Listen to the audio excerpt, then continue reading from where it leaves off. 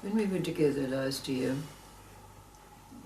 it was generally agreed that when all the loves of existence are gone, only love remains. So the question that is there for us to answer now is, what is this love? There are two very simple stories that allow two questions to be asked to commence our endeavor to answer this question. The first story is about a king who was out hunting. He loved to hunt in the forest, but he became separated from his entourage, and night fell and he was completely lost. But in the distance, after riding through the trees, he saw a light, and as he followed that light, it brought him to a small cabin nestled in the deepest part of that forest. So he went to knock on the door, and the door was answered by an old woman. She lived there with her equally old husband, and she invited him in. It was warm and cozy inside, a fire blazing in the hearth, the pot cooking over the fire, the smell rising up and wafting into his nostrils. He was tired, thirsty, and hungry. The old couple offered him hospitality. They fed him from their cauldron chicken soup, which he savored, and after taking his repast, he said, "This is the most delicious chicken soup I have ever eaten in my life." They told stories amongst themselves. They sang a few folk songs that were known to the king and to the old couple, and then they settled him down by the fire to sleep comfortably for the night. In the morning, when they awoke, the king, of course, had to take his leave, but he begged the old couple, "Please, will you give me the recipe for your chicken soup?" And so they did. They carefully told him all the ingredients of what the soup contained. So the king offered them a great reward, all the gold that he had in his pockets, but they refused, saying, "We need and want for nothing. Go in peace." And so he did, and when he went back to the palace, he gave the recipe for the chicken soup to his chief cook and asked him to make it for him. But it didn't taste the same. So the king wondered, what was it he could not? This bothered him again and again. He followed the recipe according to what had been given to him. Why did it not taste the same? So, to answer, to find out the secret ingredient, he sent a carriage deep into the forest to invite the old couple back to his palatial residence. And when they came, he greeted them and thanked them once again for their hospitality.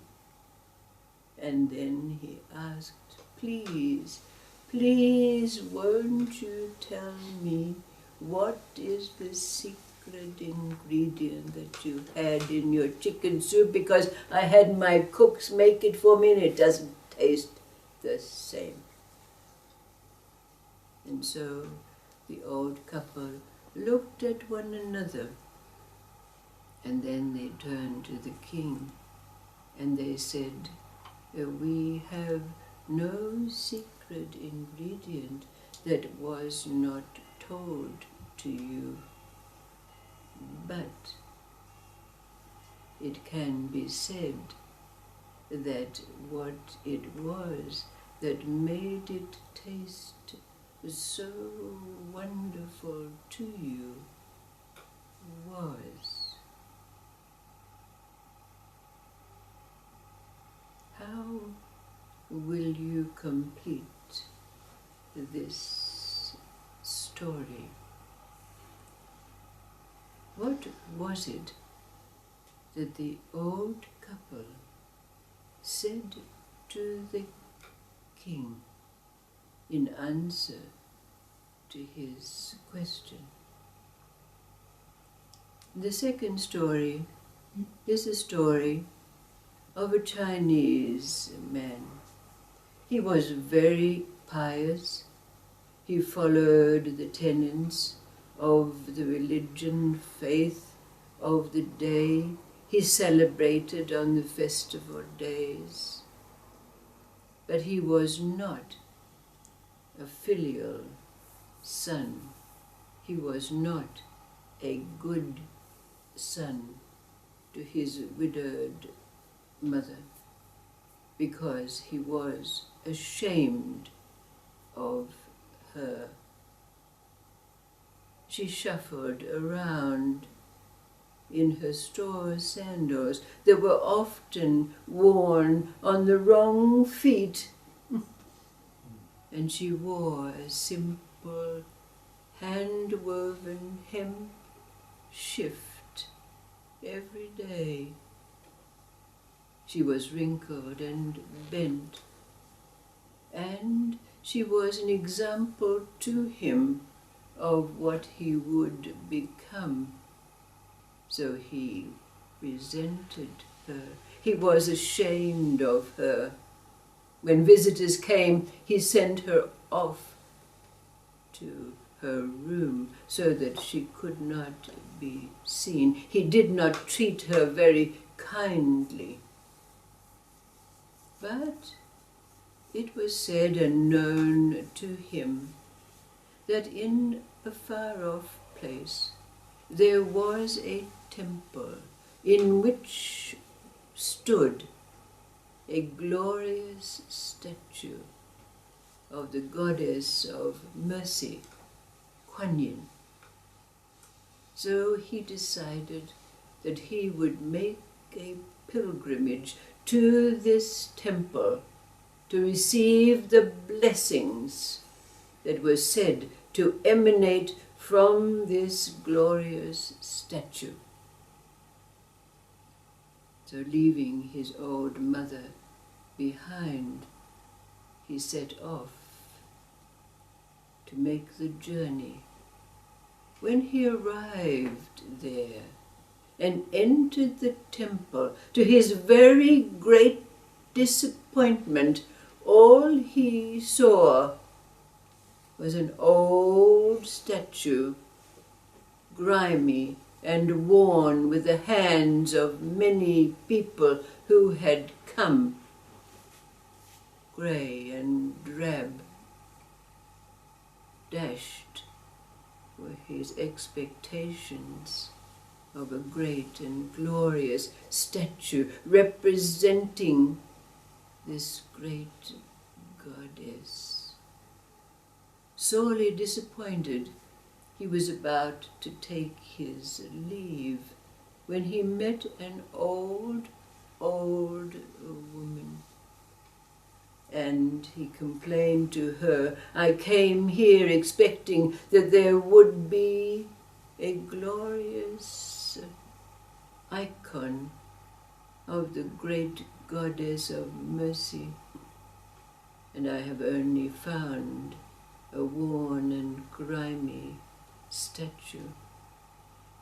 Ah, said the old woman, it is said that Kuan Yin, the goddess of mercy, wears straw sandals, which are often on the wrong feet, and wears a gown made of hemp. He could not understand what it was that was being said, but he returned to his home, where his old mother greeted him shyly but warmly, welcoming him home. And he saw her with her straw sandals, each on the wrong foot, in her hempen homespun gown. And in that moment, a great realization came to him. He gazed, and before his eyes, his mother was transformed. What was the realization that this man had? Firstly, what was it that the old couple said to the king in answer to his question, what is the secret ingredient? And the young man and his visit to the temple. What was the realization that he had?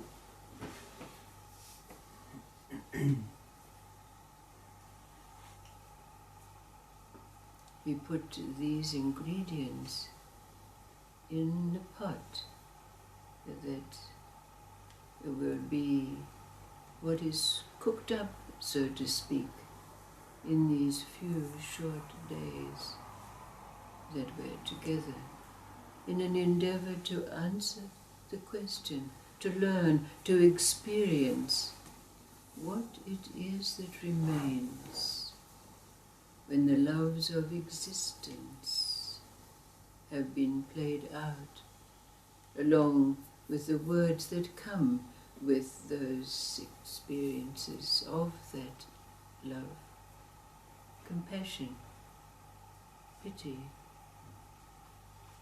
and so forth.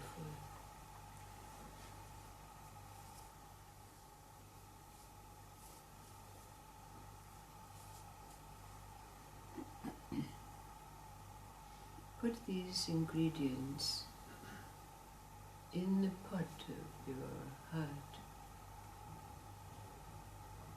And as we add others, let your own experience reveal to you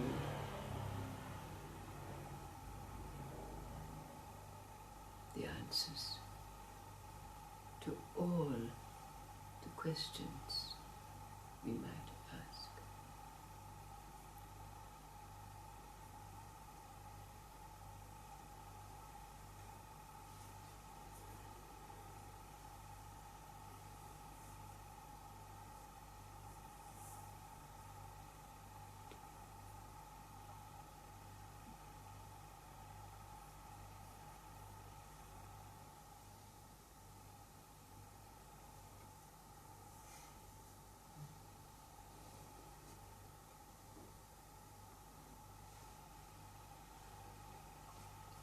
think.